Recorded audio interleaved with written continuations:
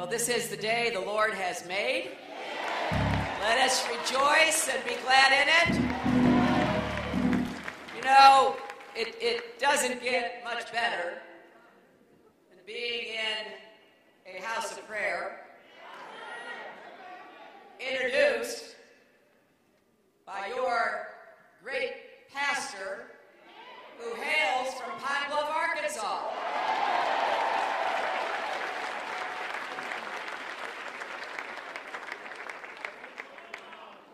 Small world, but great world.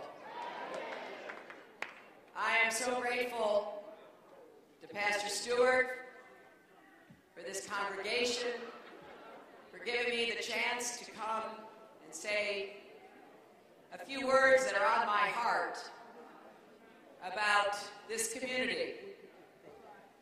And I want to thank and lift up your mayor. A mayor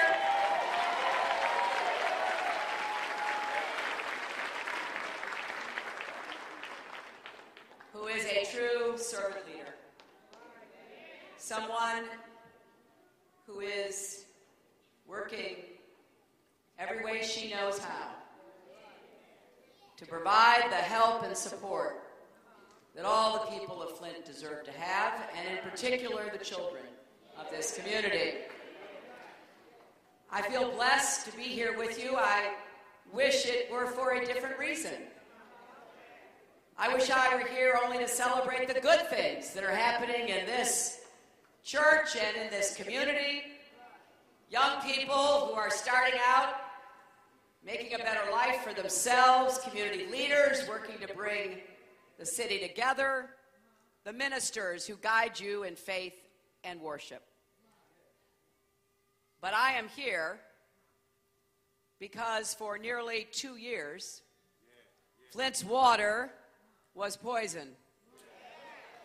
I'm here because for nearly 2 years, mothers and fathers were voicing concerns about the water's color, about the smell, about the rashes that it gave to those who were bathing in it.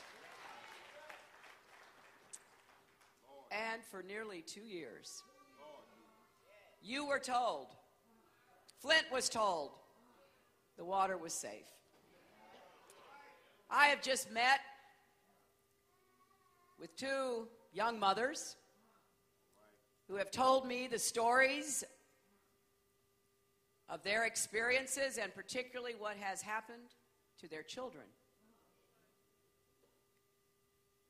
Emergency room visits that never occurred before. Behavioral problems in school that had never been a problem before. Worries about what's down the road in terms of the development and the life and opportunities of these precious children. And one young woman in her 30s said, you know, I'm not supposed to be talking to my friends about how much medication we're taking, what kind of stresses we're under, but that's what we talk about now. I thank the elected officials who are here. The pastor asked them to stand, and I appreciate greatly the work that they are doing at the city, the county, the state, and the federal level. I had the opportunity to be with your senator and my friend, Debbie Stabenow, who is working hard along with your other senator, Gary Peters, and the congressmen who are here as well, Congressman Kildee and Levin and others, to try to get support and help from the federal government. But I want you to know that this has to be a national priority, not just for today or tomorrow. Clean water is not optional, my friends. It is not a luxury. I said weeks ago, if what had been happening in Flint had happened in Grosse Pointe or Bloomfield Hills, I think we all know we would have had a solution yesterday.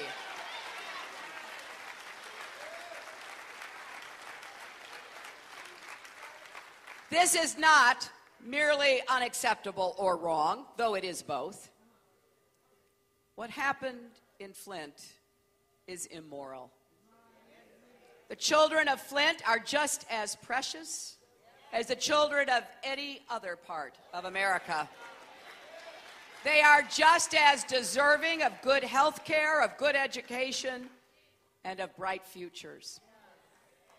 My first job out of law school was working for the most extraordinary Marian Wright Edelman at the Children's Defense Fund. I went to work there because I believed, because of the lessons and examples of my mother and my church, that every child, every single child, should have the chance to live up to his or her God-given potential in this country of ours. We don't yet know how many children have been affected by lead poisoning. We don't yet know how many challenges they will face in the years ahead. But what we do know, we know that even a single child suffering lead poisoning due to the state's neglect is one child too many.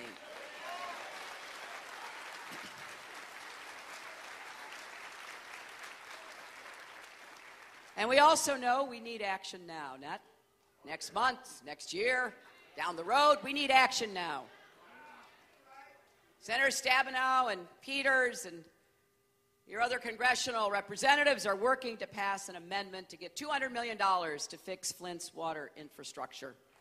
Congress needs to pass that bill immediately. This is no time for politics as usual. Flint should be able to start making the repairs you need to restore safe water as soon as possible. But it's not only the physical infrastructure that needs to be fixed. It's the human beings. We need to do so much more to provide health care and educational supports for Flint's children, to test for lead and its effects on an ongoing basis and treat them. You can't just take one test and know you're safe. We need to make sure Flint's kids are getting good nutrition to help counter the effects of the lead. We need to expand early Head Start, nurse home visiting programs, special education funding, all of which must be used to address the damage that lead poisoning can cause.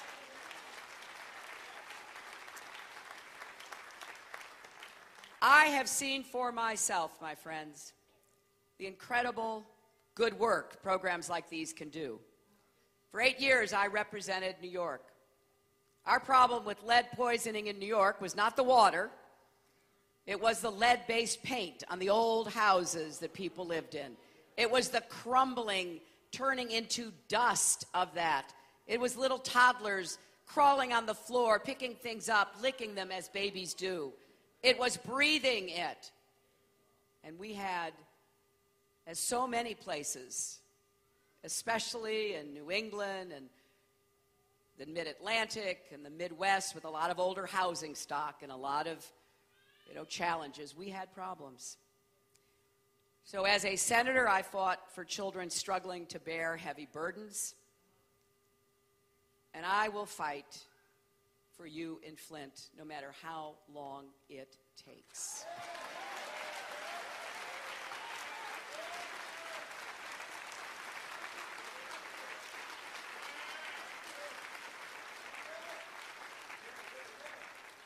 We also need to repair the bonds of trust that have been broken here in Flint.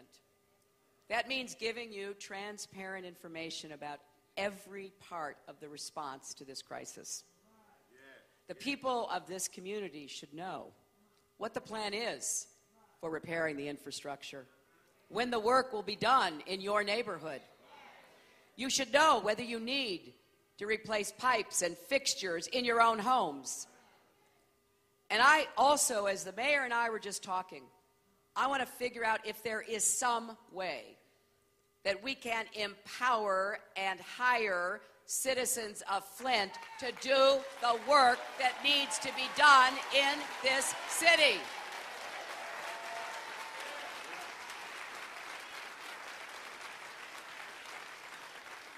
And in addition, I think we should send a lot more AmeriCorps volunteers to come here as we put young people to work in Flint, working side by side with those who are part of the national service of our federal government, realizing that, yes, this is a problem that affects Flint, but I dare say there are other communities with similar problems. This is not the only place where children are being harmed by what they breathe and what they drink. And you should have all the information you need to know what this means for your children and grandchildren. What's true about lead poisoning and what isn't. What the challenges are. What you could do to help and where you can turn to help. Now, I know this is going to take time and it's not going to be easy. But repairing trust is as important as repairing pipes. We need to be able to lift each other up again. We have to trust each other, to count on each other, to truly be our brothers and our sisters' keepers. When I first heard about what was happening here, I was so angry. I was outraged, and I know you must feel exactly the same. When I talked to those 3 young women before coming out here, when I looked at the children of one of them, I was just heartsick. You try to do everything right, don't you? As a parent and a grandparent, you want the best for those children that are such gifts. And something out of your control that you thought you could trust has made it so much harder. Has erected obstacles where there weren't any before. I wanted to come today and support your mayor and other officials who are fighting for you, also to support the faith community, which I know Pastor will have to play a big role in working to get information out and helping to organize people and trying to empower members of congregations. And I want you to understand that this is, for me, a personal commitment. I will stand with you every step of the way. I will not for 1 minute forget about you or forget about your children. I will do everything I can to help you get back up, to get your strength and resilience flowing through this community again,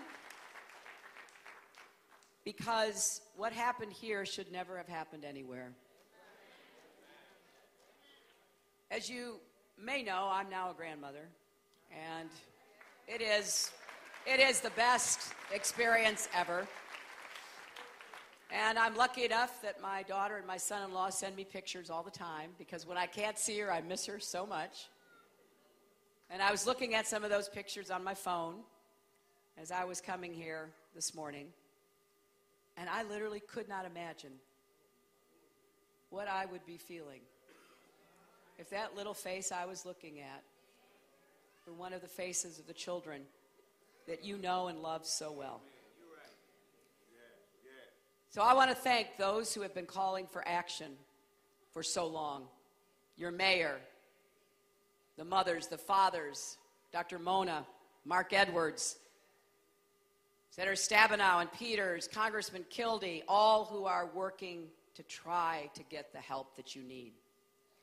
I also want to encourage Americans across our country, and I'm pleased that the press is here because we have to keep the spotlight bright. And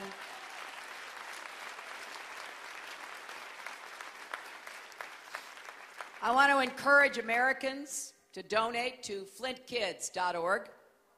and other organizations as a way of helping, I want to single out a group that came to my attention. Inmates at Hanlon Correctional Facility in Ionia have pledged to donate as much as 1/3 of their monthly prison incomes.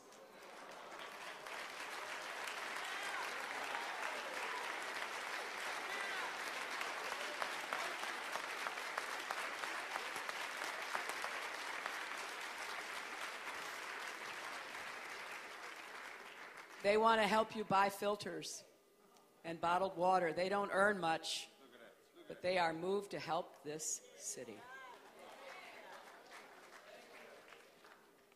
We know we need more action. Do not grow weary doing good. Do not get discouraged. Do not give up. The road is long, and I know that there will be a lot of bumps along its way. But this is the most important work we are ever called to do. To reach out in every way we can, no matter who we are, to lend that helping hand, that support, that love, that sense of possibility again for every single person in Flint. I will be there with you, and I will make sure in any way that I can that America stays with you too. And I look forward to coming back to Flint, to seeing this community rise. Rise again. Rise with determination, resilience, support, service, leadership. We can do this. Let's make sure we take care of the people of Flint and give every child a chance to live up to his or her God-given potential. Thank you all, and God bless you.